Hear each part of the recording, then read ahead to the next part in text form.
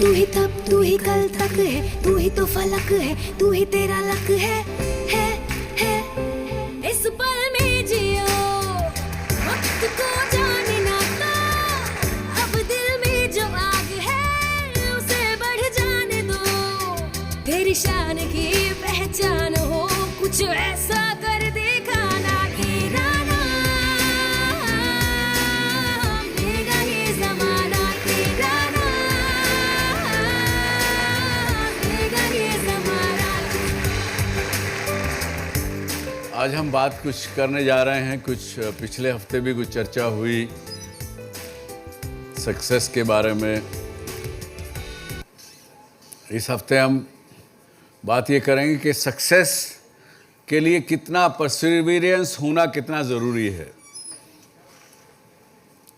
दृढ़ निश्चय होना कितना आवश्यक है, या केवल अपना विजन और गोल सेट कर लेने से ही सक्सेस मिल सकेगी। तो आइए देखते हैं अभी एक प्रेजेंटेशन से आज के विषय के बारे में। कुछ लोग ऐसे होते हैं जो हमें हमेशा प्रेरित करते हैं। हम इनसे सीखते हैं क्योंकि इन्होंने अपनी जिंदगी से काफी कुछ सीखा होता है। क्रिकेटर युवराज सिंह ऐसे ही लोगों में से हैं। युवराज सिंह 19 साल के थे जब उन्होंने अपना पहला वनडे मैच खेला और इसके बाद ये सिलसिला यूं ही आगे बढ़ता गया। साल 2011 वर्ल्ड कप के बाद युवराज सिंह को पता चला कि उन्हें कैंसर है। इस एक घटना ने युवराज का जीवन पूरी तरह बदल दिया, लेकिन युवराज नहीं बदले। उनका दृढ़ संकल्प और दोबारा क्रिकेट के मैदान पर लौटने का जुनून वक्त के साथ गहराता गया और 1 साल बाद वो इस बीमारी से जीतकर दोबारा मैदान पर लौट आए। भारतीय महिला मुक्केबाज एमसी मैरी कॉम की सफलता के पीछे भी अथाह परिश्रम छिपा है। 3 बच्चों की मां एमसी मैरी कॉम 5 बार वर्ल्ड चैंपियन रह चुकी हैं। कभी न हारने वाली इस महिला ने अंतर्राष्ट्रीय स्तर पर इस बात को साबित किया है कि अगर दृढ़ संकल्प हो तो मुश्किल से मुश्किल काम भी किया जा सकता है। इन लोगों की जिंदगी हमें शिक्षा देती है कि दृढ़ संकल्प वो चाबी है जिससे सपनों का हर दरवाजा खोला जा सकता है।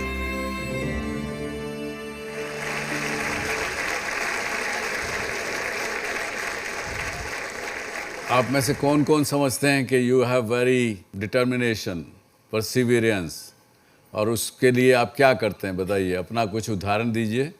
कोई ज़रूरी नहीं है कि केवल युवराज और मैरी कॉम की कहानी ही सुने, हमको अपनी कहानियाँ भी बनानी हैं। I believe one of the biggest purpose of anyone's life is to conquer fear. So we are born with a lot of fear, right? We are afraid of everything. That conquering fear is an objective, major objective of life. Positive fears. And of course, ensuring that you conquer them requires perseverance. Very good. Conquering fear requires perseverance. Very right. It's the story of Odishi, not mine, but I would like to tell that. Odishi, the great warrior, one of the warrior, written by Homer, of course. So when he went to fight in the war of Troy, where I think every warrior died or didn't came back home, but he was the one who believed that his journey that he has to return to his homeland Ithaca, and he persevered that. There is a line which goes like this: to strive, to seek, to find, but not to yield. Very good. So I think that is what describes what perseverance for me is. Very good. Thank you. So कहा किसी ने कि अभ्यास करते करते मति mood भी आदमी जो है वो बड़ा सजग और सुजान बन जाता है। करत करत अभ्यास ते जड़मति होत सुजान, और रस्सी आवत जात ही सिल पर करत निशान। तो ये परसिवियरेंस ही है कि वो एकदम जूट की बनी हुई रस्सी भी एक पत्थर के अंदर पूरा धार बना देती, निशान बना देती। और मैं ये मानता हूँ कि ये हमारा एक प्रकार से नेचुरल बिहेवियर है ह्यूमन बीइंग्स का, to be perseverance, to be determined, to be at it, कि मुझे जो चाहिए तो चाहिए। हम और आप सब अपने बचपन से गुजरे हैं। बाल हट की बात सुनी है आपने?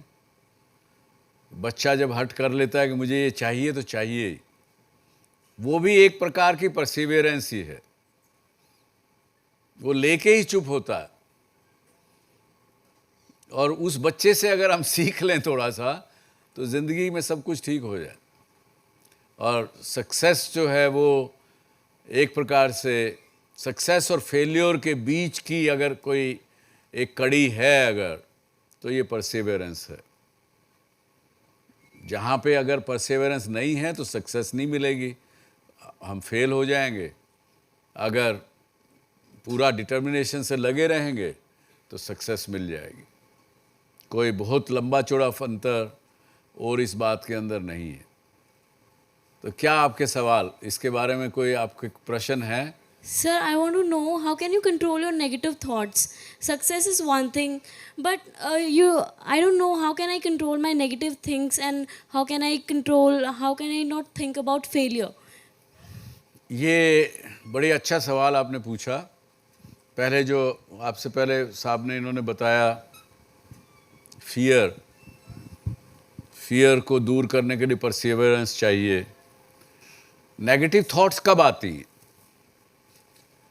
जब आप अपना प्रेजेंट को छोड़ के फ्यूचर की बात सोचने लगते हैं, या प्रेजेंट में से हटके पास्ट की बात में चले जाते हैं,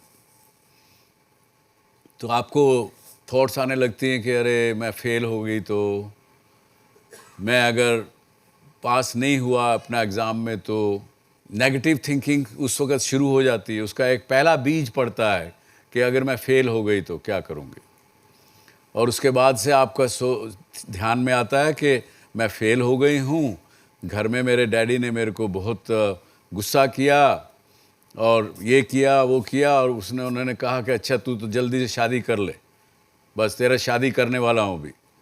वो उन्होंने मेरी गलत लड़के से शादी कर दी, वहाँ जाके मेरी life became hell and blah blah blah blah, पता नहीं क्या क्या सोच आने लगेगी, नेगेटिव थॉट। एक बार आपने नेगेटिव जहाँ पे सोच लिया, वहाँ पे वो नेगेटिविटी हो चाहे फियर हो, इट मल्टीप्लाइज लाइक एनीथिंग। और जो कुछ चीज़ नहीं हुई है हमारे साथ, वो हम मानने लगते हैं कि ये हमारे साथ हो गया, जो मेरे साथ बुरा होना था वो हो गया, इसलिए नेगेटिव थॉट्स आती हैं। अगर आप प्रेजेंट में रहेंगे और आप अपने आप को ये कहेंगे मेरे को फेल्योर नाम की चीज़ पता ही नहीं है, क्योंकि मैं फेल्योर एक्सेप्ट जब तक नहीं करूं तो फेल्योर है ही नहीं लाइफ में। जब ये सोचने लगेंगे तो फेल्योर नहीं, और फेल्योर नहीं है तो फिर डरना किस बात का, और फिर नेगेटिव थॉट क्यों आना चाहिए। अगर कुछ मेरे साथ गलत हुआ, खुदा न खास्ता, मेरे में ताकत है, मेरे में हिम्मत है, मैं उसको फेस करूँगी, मैं उसको फेस करूँगा। और वो परसेवरेंस से आता है। परसेवरेंस कहाँ से आती है? डिटर्मिनेशन से आती है। डिटर्मिनेशन कहाँ से आती है? जब आप अपना कुछ विजन तय करते हैं कि ये मुझे करना है, ये मुझे अचीव करना है, उससे आपको डिटर्मिनेशन होती है, तो नेगेटिव थॉट्स नहीं आएंगे। मैं एक सोशल वर्क करना चाहती हूँ, बट मैं ये सोच रही हूँ कि जब मेरे एग्ज़ाम्स हो जाएंगे मैं उनके बाद वो काम करूँगी। मतलब मैंने एक NGO से बात भी करी, उन्होंने मुझसे बोला कि हम we will look for it. तो दृढ़ निश्चय क्या है मेरा? ये सोचना कि मैं उसको बाद में करूँगी, या ये सोचना कि मैं अभी करूँगी उसको? देखिए, इसका जवाब ये है कि आप अपनी कैपेसिटी बढ़ाइए। और कैपेसिटी कैसे बढ़ेगी? अगेन परसिवियरेंस से। आपने अपने आपको लगता है कि मैं फिर करूँगी पढ़ाई पूरी करके, वो क्यों थॉट आता है आपको? क्योंकि आपको लगता है कि यार पढ़ाई के साथ साथ मैं ये नहीं कर सकती हूँ, क्योंकि पढ़ाई का बर्डन मेरे पास ज़्यादा है, पढ़ाई करूँगी तो उससे भी रह जाऊँगी, और ये सोशल वर्क करूँगी तो ये भी नहीं कर पाऊँगी। Increase your capacity, increase your Perseverance. अब आपने वो फिल्म देखी होगी ना सुल्तान में, वो बाद में वो कैसे उसकी कैपेसिटी बिल्ड करता है वापस। वो उसका दौड़ने की हिम्मत नहीं करता और नहीं करता, फिर भी वो उसको मारता है, भगाता है, और वापस वो एकदम बनता है, वापस सुल्तान बनता है। तो यही है, आप अगर आज हम अपने दिमाग का अगर इस्तेमाल सोचें, केवल 5% इस्तेमाल करते हैं अपने दिमाग का। जो सक्सेसफुल लोग हैं उनकी बात कर रहा हूँ। कई तो ऐसे लोग हैं जो दिमाग का इस्तेमाल नहीं करते, तो ठीक है वो मस्त हैं, हाँ, ना हिसाब कहो तो ना टोटा पवे, पंजाबी में कहावत है, हाँ, या not knowing anything is a bliss, तो वो उन लोगों के लिए है। लेकिन आपके दिमाग का इस्तेमाल आप केवल 5% ही करती हैं, तो कैपेसिटी इंक्रीज करिए अपनी, दोनों चीज़ साथ करिए। आपने कहा बाद में करूँगा, वो बाद कभी नहीं आएगा। So, how to identify that I am stuck in my comfort zone, and what would you suggest to a student so that he can come out of that zone? Comfort zone हर एक आदमी का अपना अपना zone है। आपके लिए comfort zone कुछ एक अलग तरह की चीज़ है, दूसरे आदमी के लिए कुछ अलग चीज़ है, तीसरे के लिए कुछ अलग है।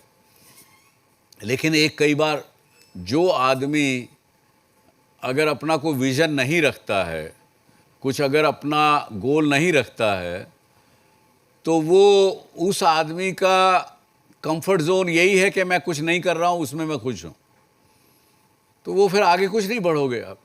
अपने आप को पूछिए कि do I want to achieve something और यू वांट टू रिमेन। इसी तरह से इसलिए है ये बात, हमने ये देखी है अपने देश में।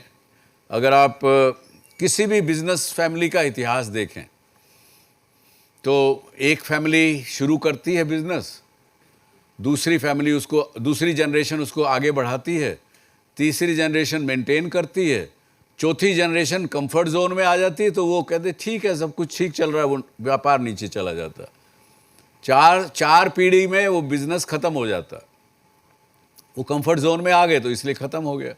सो ये समझिए कि nothing is permanent in this life. ये मूवमेंट जो इस समय है ये अभी का है, ये इसके बाद क्या हुआ। वो एक गाना भी है ना कि कल रात वक्त से लम्हा गिरा कहीं, कल रात वक्त से लम्हा गिरा कहीं, और जब सुबह देखा ना तो वो लम्हा था, कोई दास्तां मिली, वहाँ दास्तां मिली, लम्हा कहीं नहीं। ऐसा है ना गाना कोई। तो ये है, इस समय का जो पल है उसके अंदर आप जिएंगे और आपको पता लगेगा कि अगर आप प्रेजेंट में नहीं रहोगे, आप कोई वो चीज़ ये नहीं जानोगे कि परमानेंट कुछ भी नहीं है लाइफ में, तो आप कंफर्ट जोन में रहोगे। सर कभी कभी मुझे ऐसा लगता है कि while working in a team कुछ चीज़ें मेरी तरीके से नहीं हो रही हैं, सो जो आउटपुट जैसा मैं एक्सपेक्ट करता हूँ वैसा आउटपुट नहीं आ पाएगा। So how to handle that situation, how to make me feel comfortable in that situation, how to manage that situation, ये बहुत मुश्किल हो जाता है मेरे लिए। क्या रोल निभा रहे हैं, टीम लीडर का या क्या और टीम प्लेयर का? Being a team player, sometime I face this difficulty, and being in a leader position, I feel the same. देखिए, जब टीम लीडर के रूप में आप काम करते हैं और आपको लग रहा है कि आपकी टीम ठीक से काम नहीं कर रही है, तो मैं ये कहूँगा 90% केसेस में ये आपकी अपनी गलती होती है कि आपने अपने एक्सपेक्टेशन टीम मेंबर से क्या है वो उनको नहीं बताई होती ठीक से। जब तक हर एक टीम मेंबर को नहीं पता हो कि what is expected out of him और her, they will not be able to perform what the leader want it to perform. और जहाँ पे अगर कोई टीम मेंबर अगर ठीक से परफॉर्म नहीं कर रहा है डिस्पाइट उसको बताए जाने के बाद, तो आपको ये देखना पड़ेगा कि उस टीम मेंबर की कोई दूसरी पोजीशन है क्या जिसमें वो परफॉर्म अच्छा कर सके बजाय इस रोल के। तो राइट फिटमेंट देखिए आपके टीम मेंबर की, और राइट फिटमेंट करने के बाद भी यदि वो परफॉर्म नहीं कर रहा हो या कर रही हो, तो then you should know the art of tough love. That's what we call in our business. Art of tough love is to clearly tell the person कि भैया आप ये नहीं कर पाओगे, या तो कोई दूसरी जॉब ढूंढो या मैं आपके लिए कोई ढूंढ लेता हूँ। Don't shy away from telling him और her that he is not able to perform the job what you want him और हर टू डू। तो it is not good for him और her nor for you as a team leader. और आज देखते हैं, आज हमारे एक चेंज मेकर गेस्ट हमारे साथ हैं, मिस्टर एंड मिसेस खुराना।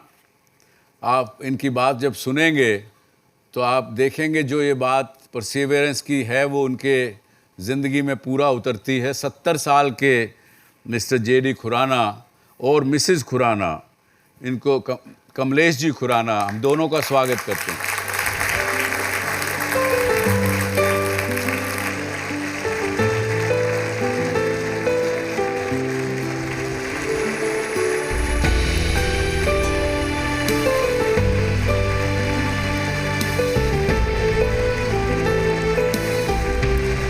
देखिए इनके बारे में इन्होंने क्या किया, अकेले मियाँ बीवी।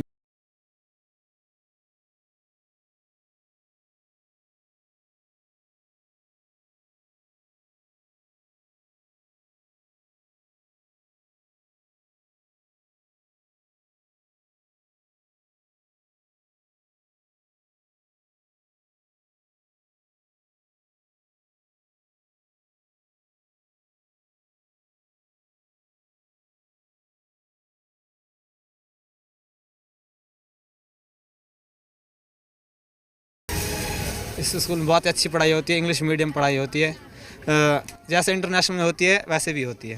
ड्रेस, जूता सब कुछ मिलता है। पिछले 12 साल से जेडी खुराना इन गरीब बच्चों की तकदीर बदलने के लिए इस स्कूल में प्री नर्सरी से लेकर 10वीं क्लास तक की पढ़ाई करवा रहे हैं। खास बात यह है कि इस स्कूल में दाखिले की कोई तारीख तय नहीं है। स्कूल में दाखिला पूरे साल यानी कभी भी लिया जा सकता है। कोशिश ये है कि इन बच्चों को ड्यू टू बैकग्राउंड जो फैसिलिटीज़ इन लोगों को घर में नहीं मिल रही, चाहे वो पेरेंटिंग के तौर पे, चाहे वो एजुकेशन के तौर पे, यहाँ पे बहुत सारे क्वालिफाइड टीचर्स आते हैं जो अपने बच्चों की तरह इनको पेरेंटिंग का जो गैप है वो संस्कार देने की कोशिश करते हैं, वैल्यूज़ देने की कोशिश करते हैं, चाहे वो मॉरल वैल्यूज़ हैं, चाहे वो सोशल वैल्यूज़ हैं।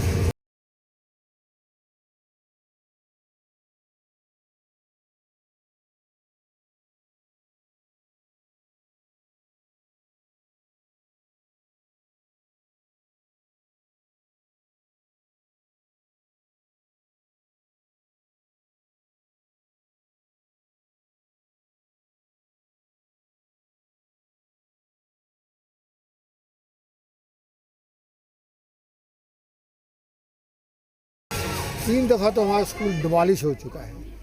We were on the road.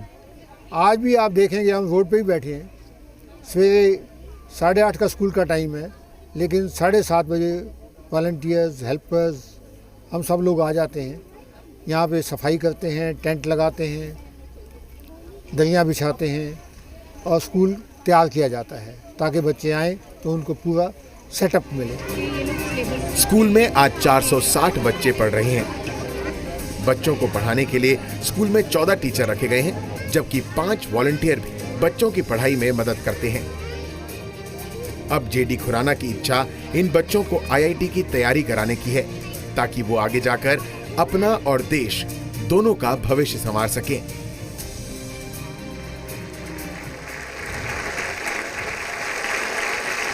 ये बात आपके मन में कब आई? आप तो इंजीनियर थे, अच्छा काम वगैरह अपना करते थे।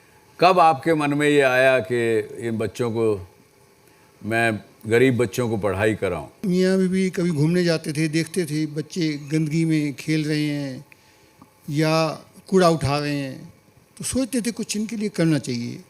ये जज्बा इसलिए भी है क्योंकि हम जब लोग पाकिस्तान से माइग्रेट होके आए थे, हम लोग भी टेंटों में रहते थे, मस्जिद में रहते थे, पानी पीने को नहीं मिलता था, दिए जलाकर अपनी पढ़ाई करते थे, तेल के दिए जला के ढूंढते रहते थे कोई लैंप पोस्ट मिल जाए जिसके नीचे बैठ के पढ़ लें। बट गॉड फॉरगिव, मैं एक इंजीनियर बना। मेरे ब्रदर हाई कोर्ट जज के इक्विवेलेंट रिटायर हुए हैं।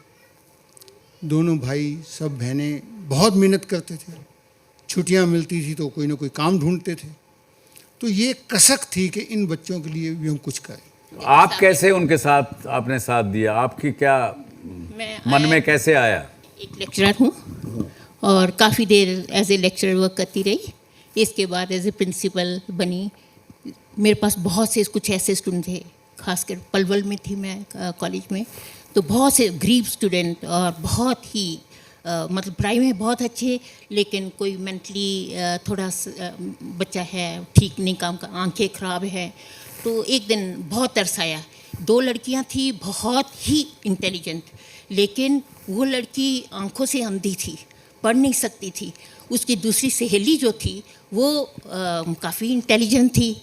उसने उसको रोज़ पढ़ पढ़ के सुनाना और उस लड़की ने पढ़ना।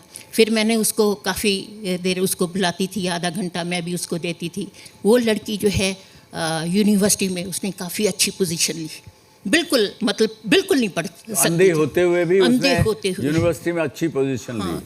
तो इसके बाद मेरी लाइन तो यहाँ से स्टार्ट हुई कि हमने गरीबों की जो भी है इस तरह के बच्चे हैं, we have to help them. After retirement मैं और ये दोनों ही जो है वो इसी लाइन में चले। ये लाइफ बन गई है इन दोनों की रिटायरमेंट के बाद। और आगे देखें कि इन्होंने एक सरकारी जगह में एक कमरा बनाया, उसमें कुछ 4 बच्चे पढ़ाने शुरू किए। वो आखिर में सरकार के लोगों ने तोड़ दिया उसको, कमरे को। तो इन्होंने एक ये जो खाली प्लॉट देखा, उसमें ये आपने जो पहले उसमें देखा, ये रोज़ सुबह उसमें टेंट लगाते हैं, शाम को उतार लेते हैं। और 460 बच्चे आज के दिन उस स्कूल में पढ़ रहे हैं इनके साथ। है ना ये खुशी की बात? आप देखिए किस प्रकार से आदमी का परसिवेरेंस, किस प्रकार से आदमी कहाँ से कहाँ आपको ले जाता है। आप कहीं देख सकते हैं कि उनके चेहरे पे कहीं कोई बुढ़ापे की लकीर या कुछ। 70 साल के हैं खुराना जी, अभी भी खुश मस्ती में हैं। आपके प्रश्न क्या होंगे खुराना जी से या मिसेस खुराना से? आप रेगुलरली मोटिवेटेड कैसे रहते हैं? मतलब इतना आपकी उसको गिरा विरा देने पे है कि कोई जगह परमानेंट नहीं है, कोई लोग सरकार के आके भी तंग करते होंगे, कुछ होता होगा। तो आप कैसे अपना, उनका सवाल ये कि अपने आप को मोटिवेटेड कैसे रखते हैं? हर सुबह उठ के फिर वही बात, वही झगड़ना करना, फिर भी बच्चों को पढ़ाना, ये क्या, कैसे आपको ये परसिवेरेंस कहाँ से आती है आपके पास? I must say I give credit to the children. आप ये देखिए 480 बच्चे हैं, धूप में बैठते हैं,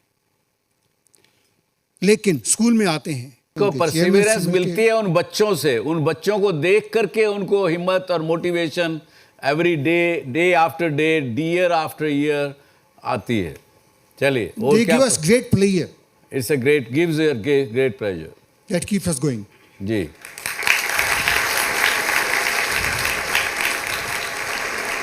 Sir, thank you so much for a big initiative for the students. Sir, my question is that how to manage, कैसे आप मैनेज करते हैं कि आप उनका जो फंड्स है या जो उनकी फीस है वो कैसे आप मैनेज करते हैं?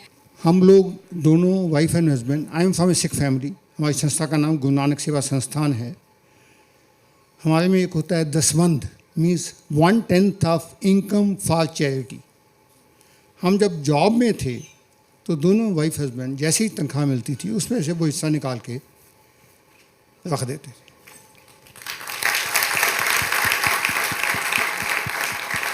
वो अब भी चल रहा है, पर कुछ खर्च हो जाता था उस वक़्त, कुछ बच जाता था। एक किडनी पेशेंट आ गया जो कि मकान बेचना चाहता था, फिर भी उसकी सर्जरी नहीं हो रही थी। We help him. I had a driver, उसका लड़का काफ़ी इंटेलिजेंट था but rotting in a government school, और वो रोज़ गम्बल करता था, सर पढ़ाई नहीं होती है, कोई पूछता नहीं है। I put him in a good school, private school, he became an engineer. I cried on the day. You still remember that day? Very good. So ये सब चीज़ें मोटिवेट करती हैं उनको, और 10वां हिस्सा अपनी कमाई का देना, समाज को देना, और फिर उसके बाद और लोग सामने आ जाते हैं। Yes. कभी आपके मन में कोई ऐसा दिन आया किसी दिन के यार छोड़ो बहुत हो गया? No, never. Rather, my vision is to have a regular good school by 2020. Very good. That is my aim, that is my vision. We'll have a good school where all these poor students will get free quality education. I must say. एक बच्चे को हमने अभी rotary public school में 10th में, तो मैं आपको ये कहता हूँ कि आज अगर ये शो मेरा कोई भी हरियाणा के सरकारी अफसर, कोई पॉलिटिकल लीडर इवन अगर मुख्यमंत्री जी सुन रहे हों तो प्लीज़ इनकी मदद करिए, खुराना जी की, इनको जगह दीजिए गुड़गांव में ताकि ये स्कूल बना सकें और 2020 से पहले इनका स्कूल चालू हो सके। और मैं आपको वायदा करता हूं अगर आप वो सब करते हैं तो हम भी आपकी मदद करेंगे जितनी हो सके। मिसेस खुराना, ये कैमरा में हमारे घर बैठी हुई बहुत सी औरतें, महिलाएं इस शो को देखती हैं, बहुत से आदमी भी देखते हैं, उनको क्या कहना चाहेंगी, क्या मैसेज देना चाहेंगे उनको? मैं यही चाहूँगी कि ऐसी औरतें जो घर में बैठी हुई हैं, they should do something for the society. वो जैसे भी है, उनको कढ़ाई आती है, उनको कोई और काम आता है, जैसा भी आता है, लेकिन थोड़ा सा, चाहे आपके आस पड़ोस में है, आपकी बहुत अच्छी सोसाइटी है, उसमें भी अगर आप रहते हो तो try to help these people. किसी ना किसी तरह से आपको हेल्प करना ही करना है। किसी की डेथ हो जाती है, चले उसके पास चले जाओ, उस लेडी को कंसोल करो। This is also a sort of help. ऐसा नहीं होता कि सिर्फ जो है आप जो टीच करते हैं या जो अपने प्रोफेशन में रहते हैं, only that is the help. Help कई तरह की होती है, आप किसी तरह से भी, जैसे भी है, you should help in the society. दुखियारे सब चारों तरफ मिलते हैं हमको देखने को। किसी के भी दो आंसू पहुंच सकें तो कहीं ना कहीं कुछ ना कुछ आपको भी मन में खुशी होगी और प्रसन्नता होगी। इसके साथ ही मैं आपका, खुराना जी का और मिसेस खुराना का बहुत बहुत धन्यवाद देना चाहूँगा कि आप आए और हमारे शो की शोभा बढ़ाई। धन्यवाद।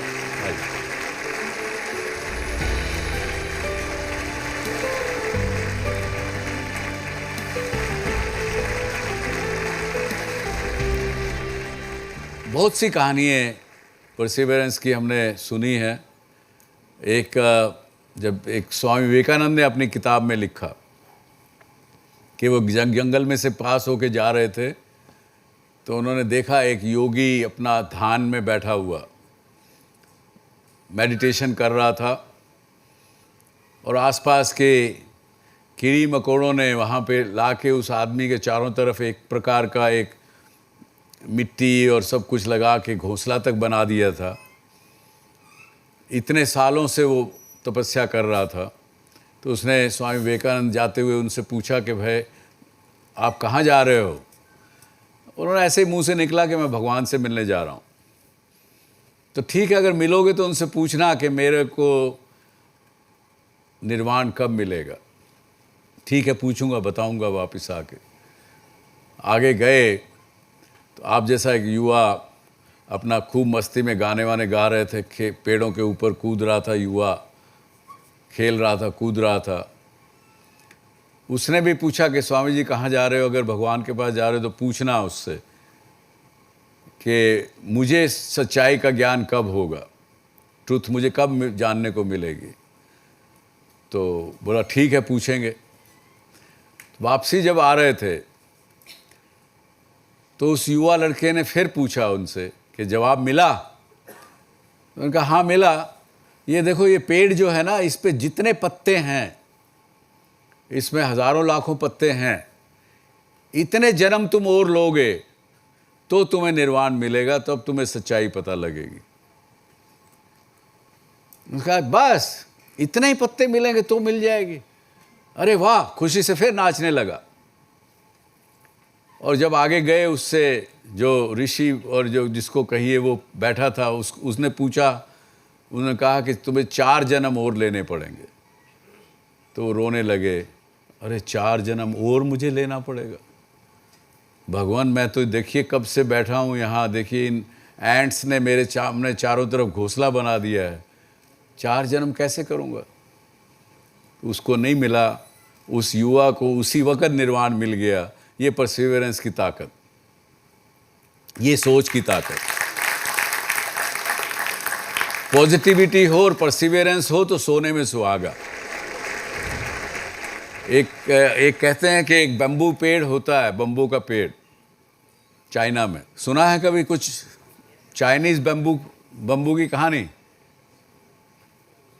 वो बम्बू का पेड़ ऐसा होता है कि वो 90-100 फुट तक ऊंचा उठता है। 5 साल लगते हैं उसको 90 फुट ऊंचा होते हुए। लेकिन जब से शुरू करेंगे आप आपने बीज बोया, उसका पानी दे रहे हैं, सब कुछ कर रहे हैं, खाद दे रहे हैं, साल भर हो गया, इवन अंकुर भी फूटता नहीं, 2 साल हो गए, नहीं निकलता है कुछ भी, 4 साल तक वो पौधा जमीन के ऊपर उठ के नहीं आता, 4 साल तक। और फिर अचानक एकाएक 6 हफ्ते के अंदर अंदर वो पेड़ 80-90 फुट ऊंचा उठ जाता है।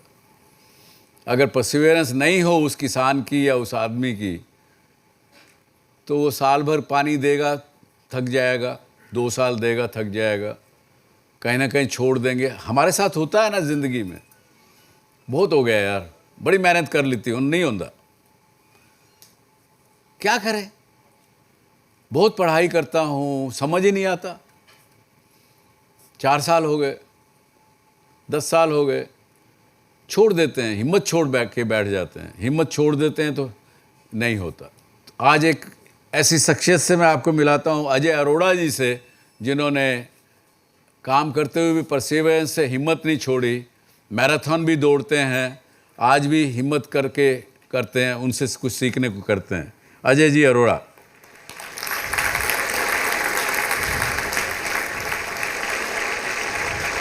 अरोड़ा जी, अजय अरोड़ा जी, he is an associate vice president strategic planning and projects at Hero Corporate Services Limited।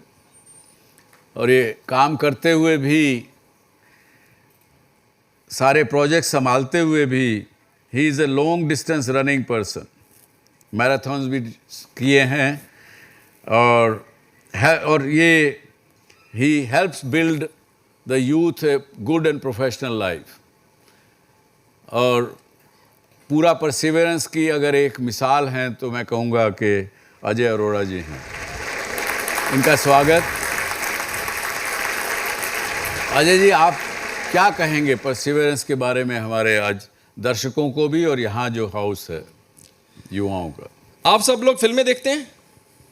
हाँ, सब लोग बॉलीवुड सबको पसंद है। हाँ, आज तक की सबसे हिट मूवी कौन सी रही है हिंदी मूवीज में? शोले। शोले में क्या चीज बताई है उन्होंने, क्या मैसेज है? एक मेन क्या चीज है उसमें? मेन कैरेक्टर कौन है उसका शोले का? किस चीज के अराउंड रिवॉल्व करती है वो? संजीव कुमार। संजीव कुमार का क्या है उसमें रोल? पहले इंस्पेक्टर, फिर ठाकुर, बिना हाथ के उसने एक खूंखार डाकू को पकड़ा। कैसे पकड़ा?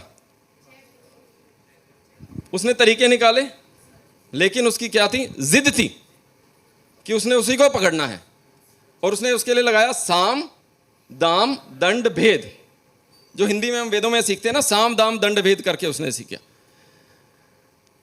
यही है हमारी जिद और यही है हमारी परसिवेरेंस, यही मुझे समझ आता है सर। बहुत अच्छा। इससे ज्यादा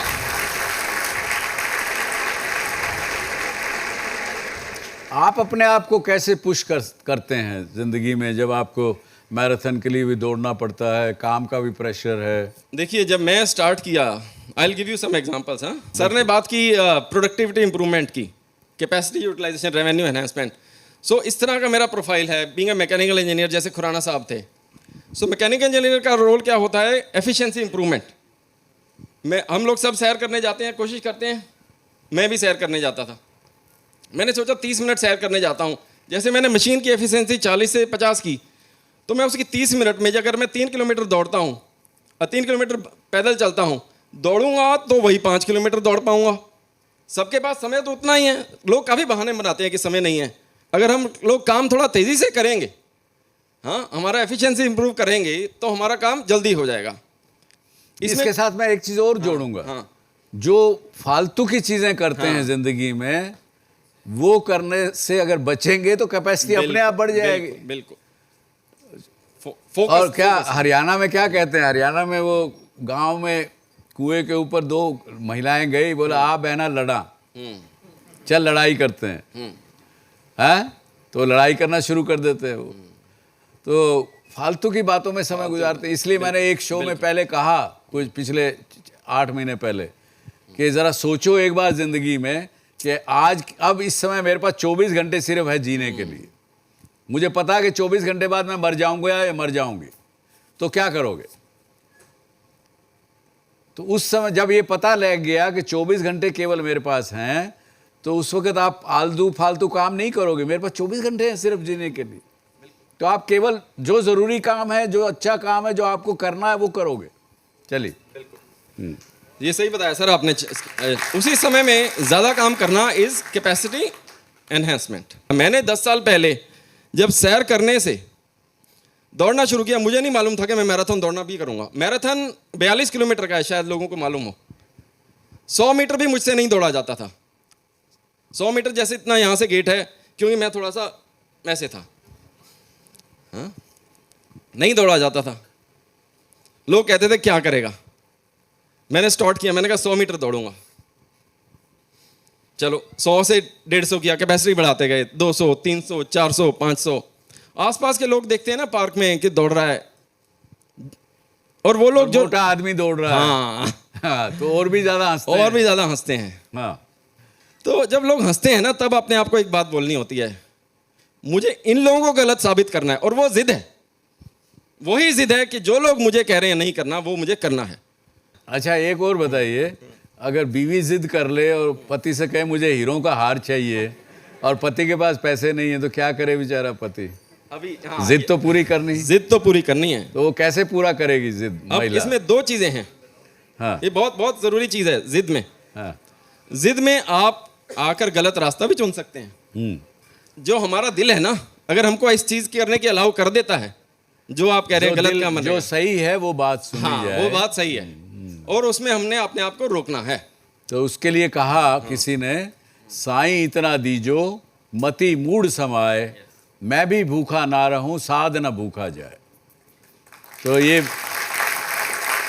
अपनी जो लेजिटिमेट इच्छा है उसको साध कहा, साधु नहीं, लेजिटिमेट इच्छा है वो पूरी होनी चाहिए। अरोड़ा जी, बहुत बहुत धन्यवाद, आप आए, आपने अपनी बातें शेयर की। तो ये था, आपने सुना, और यही इस DSC शो का जो गाना है वो भी है, तू ही तेरा लक है, तू ही तो खलक है। तो हमने आज इस शो के द्वारा जाना कि परसिवेरेंस इज़ अ की टू द सक्सेस, और परसिवेरेंस के बिना सक्सेस मिलना कोई आवश्यक नहीं। कभी कोई हज़ारों लाखों लोगों में किसी को लक हो, कुछ हो तो उससे मिल जाए। और दूसरा हमने ये जाना कि परसिवेरेंस करने से पहले कुछ गोल ऐसे करिए जिनको आप अचीव कर सकें, और जब उसको अचीव कर लें तो अपने गोल को और आगे बढ़ाइए, जो कि हमारी फितरत है, इंसानी फितरत है। हम जब भी हमको कुछ मिल जाता है तो हम कहते हैं और मिले, वो फितरत है, और वो कोई बुरी फितरत नहीं है। इसके साथ ही आप लोगों ने आज हमारी बात सब ध्यान से सुनी, उसके लिए बहुत बहुत धन्यवाद। जय हिंद, जय भारत।